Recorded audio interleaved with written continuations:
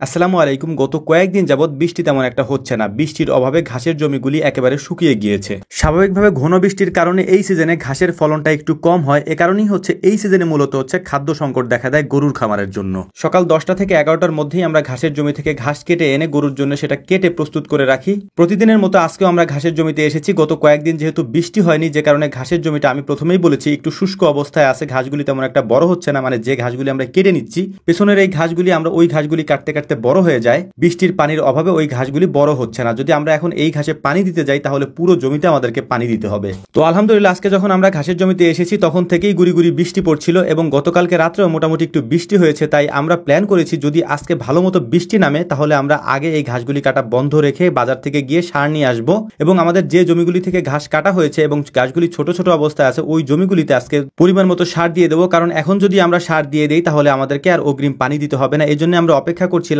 যে বৃষ্টি হয় কিনা। আমরা আমাদের যে ঘাসগুলি আপাতত কেটেছি, এক ভ্যান ঘাস আমরা নিয়ে এসেছি। এই এক ভ্যান ঘাসে আমরা এখন চপার মেশিনে কাটবো আর অপেক্ষা করবো বৃষ্টি হয় কিনা। যদি বৃষ্টি হয় তাহলে আরেক ভ্যান ঘাস কাটার আগেই আমরা বাজারে যাবো বা হাটে যাবো, হাট থেকে সার এনে রাখবো। যদি বৃষ্টি হয় দ্রুত করে আমরা এই সারগুলি আমাদের জমিতে ছিটিয়ে দিব। ভিডিওর এই পর্যায়ে একটা গুরুত্বপূর্ণ তথ্য আপনাদেরকে আমি দিয়ে দিই। যারা আমাদের থেকে মশলা, ঘি এবং সরিষার তেল অর্ডার করেন তাদেরকে আমি আগেও বলেছি, এখনো বলছি, আমাদের কাছে অর্ডার করতে হলে একটু সময় আমাদেরকে দিতে হবে। কারণ আমাদের এগুলি প্রস্তুত করতে একটু সময় লাগে, যেহেতু আমাদের কাছে পরিমাণে অল্প।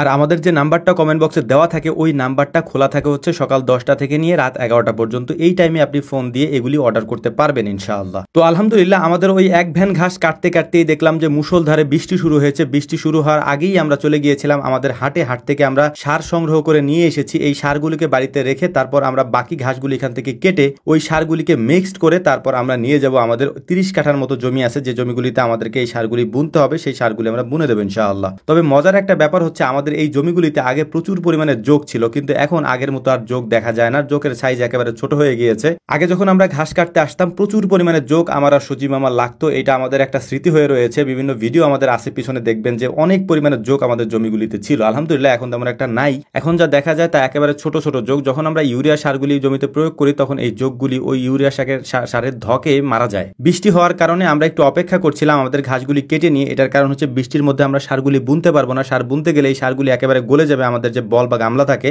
এ কারণে আমরা অপেক্ষা করছিলাম। বৃষ্টিটা একটু কমার সাথে সাথেই আমরা আমাদের সারগুলি নিয়ে বেরিয়ে পড়েছি আমাদের ঘাসের জমিগুলিতে। এই জমিগুলিতে আগেই সার দেওয়া উচিত ছিল বা দরকার ছিল, কিন্তু ঘন বৃষ্টির মধ্যে সার দিলে ওই সারে তেমন একটা কাজে লাগে না। আর বৃষ্টি যদি একটু বেশি হয় তাহলে ঘাসগুলি মারা যায়। আপনারা হয়তো আমাদের জমিগুলি খেয়াল করলে দেখবেন যে অনেকগুলি ছোপ এখান থেকে মারা গিয়েছে। এটার কারণ হচ্ছে ঘন বৃষ্টির কারণে। এটা আমাদের প্রতি বছরই হয়।